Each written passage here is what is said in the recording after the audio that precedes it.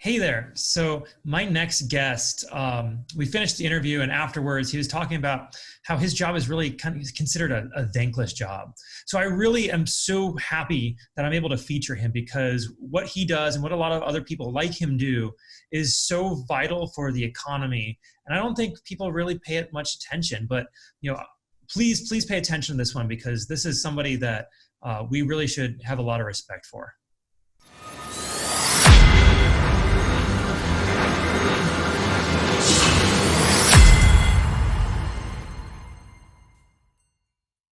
Hey there, everybody. Welcome back to the Gamerpreneur podcast. I'm your host, Dr. Bradford Carlton. Today I have a very special guest with us. I have Mathew Stilwagen, aka Nordicskol. Hey there, Mathew. How's it going? Good. How about yourself? It's a beautiful sunny day in Las Vegas. How about you? It's sunny and not all too hot here in New York. So, right on. So, Mathew, why don't you go ahead and just begin by telling us a little bit about yourself, and then we'll get into it. a little bit about myself. I've been gaming for quite some time. Started off probably when I was like 10 years old. Started gaming, and from there just kind of kept growing with it and continuing on. And just this past January, I finally became an affiliate with Twitch. Very nice.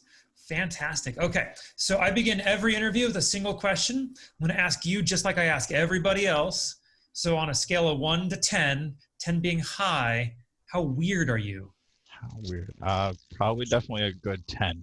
Why is that? I see things that people don't really seem to think about first when looking at it, like any situation. And whenever I bring up my point of view, like that's just completely weird and completely, right field. And then they turn around, months later, and like, why? How did you know that? Like, how did you know that was coming? Like, I saw everything. I love it. I love it. I'll admit I've done that every now and then. I'll wake up with a dream. I'm like, that was so weird. And like 6 months later, I'm like, this exact scenario has happened before. All right. So Mathew, this is the Gamerpreneur. So I'm going to start with your gaming cred. You kind of said you've been playing for a while, but can you kind of walk me through how did you first start playing and kind of your progress as a gamer? It all started when I was watching my uncle play Final Fantasy VII back when it first released on PlayStation with the 2 discs. It's all revolutionary. Started off playing with that. As the years continued, I was still doing my single player thing, and I finally started playing Call of Duty, which brought me more into the competitive fold of gaming. And I did esports and MLG. Never got really top ranked, but it was a good learning experience. And what got me into streaming itself was the Dark Souls series, where I started off with Demon Souls, which is still to the date the hardest game I've ever actually beaten. Have you played a Ghosts and Goblins yet? Like on the original, like NES or the Super Ghosts and Ghouls, which was SNES? No, I haven't played any of those. Those games are stupid hard. They were made to be.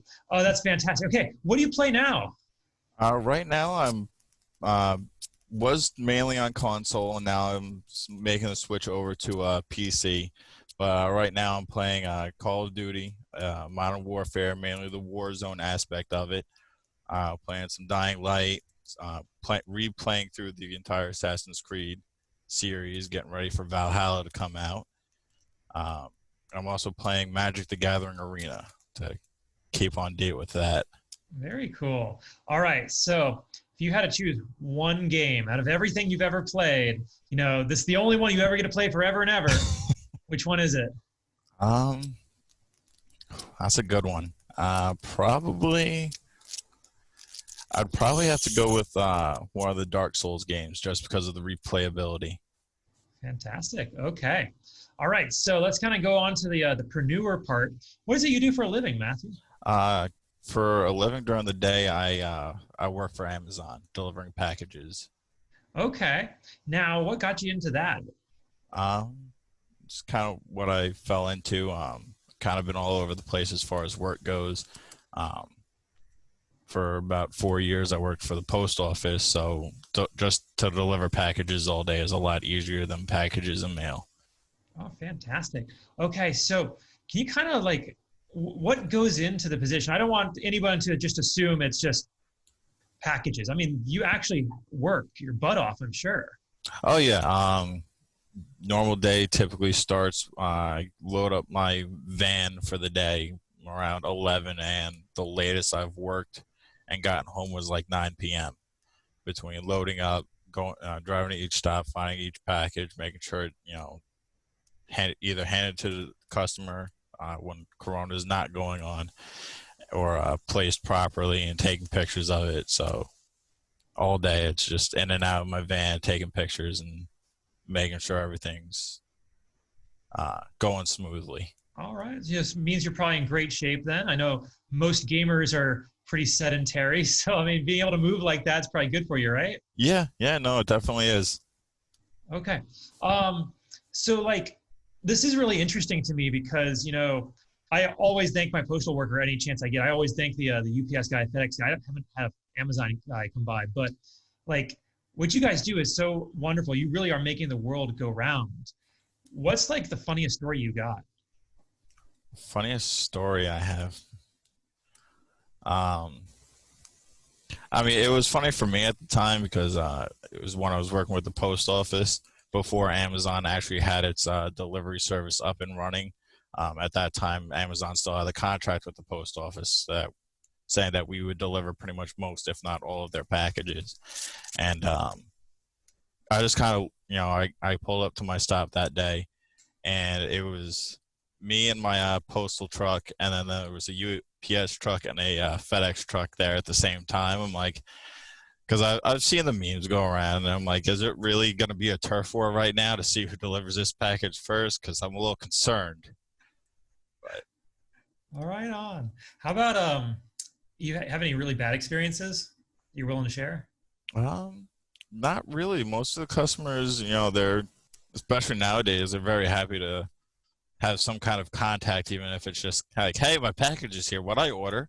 Well, I don't know. Here's your package. Well, I'm glad to hear that because you know you hear a lot about you know uh, people who are moving packages and mail and all this really kind of getting hated on by people. You know, it's not coming fast enough. They blame the worker rather than the system, and that's Right. not something you're seeing.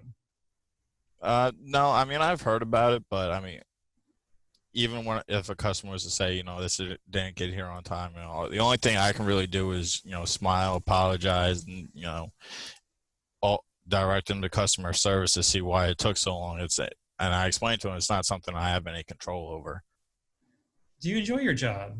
I do. Wonderful. All right. So now, at the dark of the night, you're somebody different, though, right? Oh, very much so. So tell me what you do after hours. I stream 6 days a week on Twitch. I'm also in charge of, I run 2 different Discord communities. One is for my actual streaming community, and then I run another one called Undefined that's a server for streamers by streamers to help basically get people to reach their goals. Like, especially starting out on Twitch, if somebody wants to start off and become a streamer and get, as YouTube calls it, monetized, there's certain steps that they have to make, and one of those steps is being able to keep 3 viewers for the length of their stream. And that's something that we help with. That we help put the word out that they're streaming, so we can help people get to that push to hit affiliate, so they can actually start making some money off of Twitch. A question I've never asked anybody, and like I've never even looked into it. Once you hit that status, once you have affiliate, can they drop you back down, or do you got it for like? They can drop you back down if you stop streaming. Okay. If your viewer count drops below that 3 average, they don't care. After you hit affiliate, no. It's also in the contract that you get when you reach that affiliate status that you have a year to make that first 100. If you don't make that 100, Twitch can drop you as an affiliate. Okay. When you say 100, what do you mean 100? $100. Oh, from, okay. Either donations to the stream in bits, which 1 bit equals a penny, or subscriptions. Okay, wonderful. And what made you decide to do all this? Well, Which part, the streaming or the? All of the above. Like obviously one came first and then progressed. The streaming is always something that I've wanted to do, and it's something that I've tried doing in the past and never really succeeded with. But one of the groups that I had found was actually with some of my friends, and they were doing the same concept. But as time progressed, the person in charge of that server, she stopped caring so much and only focused on like certain people that she wanted to watch more than actually being fair and watching everybody. And the group kind of died out, and the server was actually deleted. So once the server was deleted, I'm like, it was a good concept, and I talked to some other people.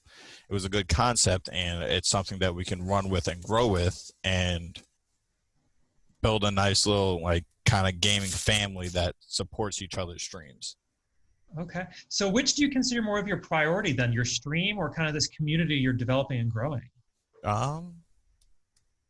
Probably my stream, because I would like to eventually not have to go out and work and just kind of be able to stream and, say I'm paying my bills, from just sitting at home and playing video games. But I do, give just as much attention to the server as I do my streams. Wonderful. All right. And how long you been doing this? The server has only been probably about 2 months old now.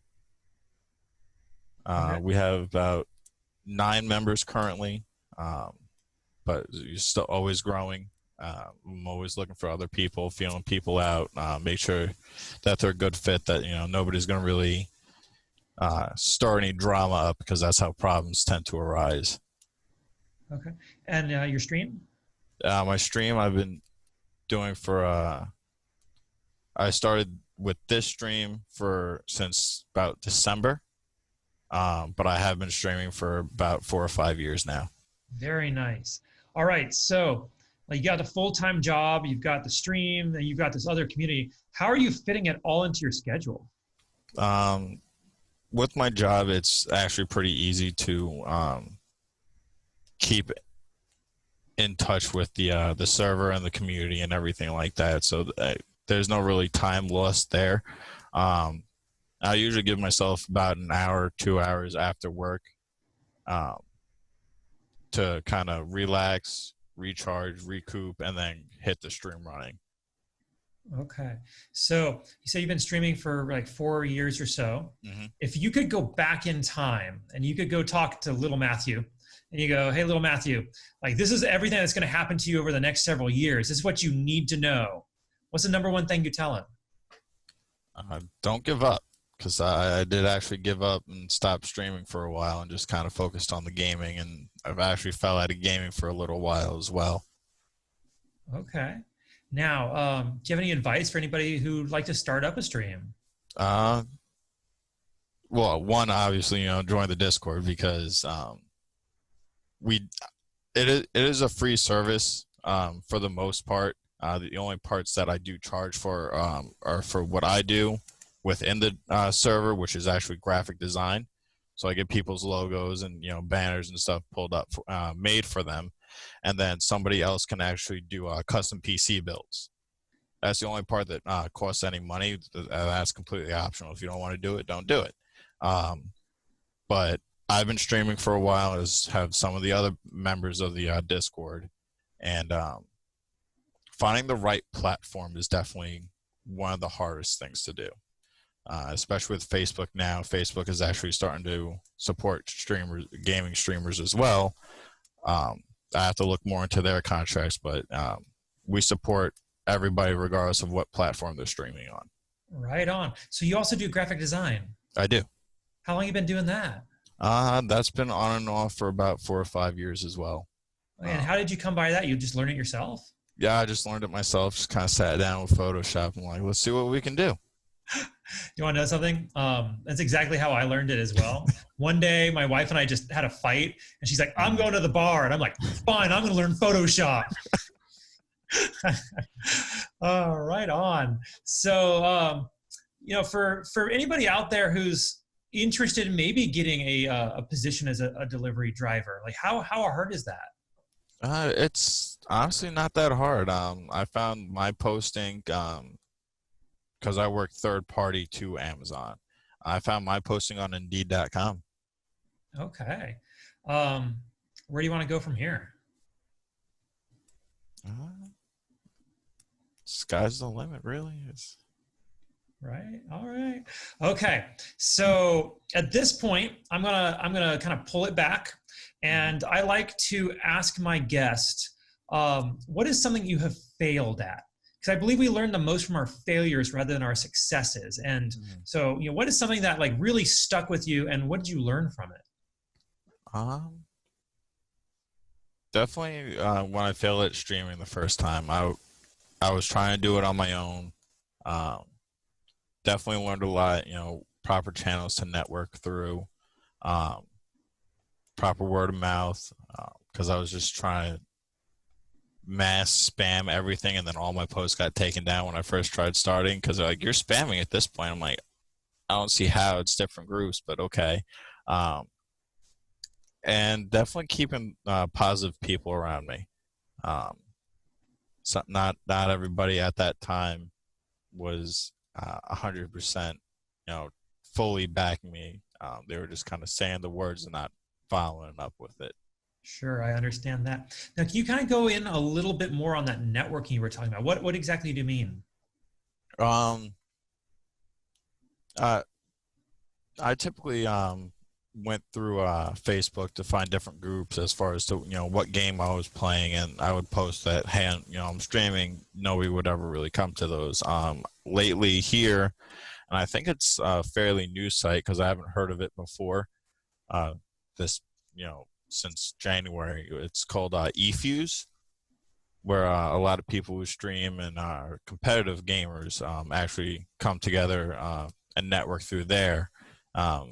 Some, from what I read, some people that are actually competitive have found sponsors through that site as well. Very cool. Okay. What do you think is something that you're trying to improve on in yourself today? Definitely being able to talk to people. Well, you're doing a great job, man. Well, that's because you're interactive. What I mean by that is when I'm on stream, because sometimes I have a dead chat, and when the chat's dead, I'm just kind of standing there looking at the screen, playing the game, not really knowing what to say because I'm not really talking to anybody. But I have to try and keep it interactive at the same time. Okay.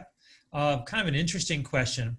What do you think what is something that people misunderstand about you when they pop in for the first time and they see you?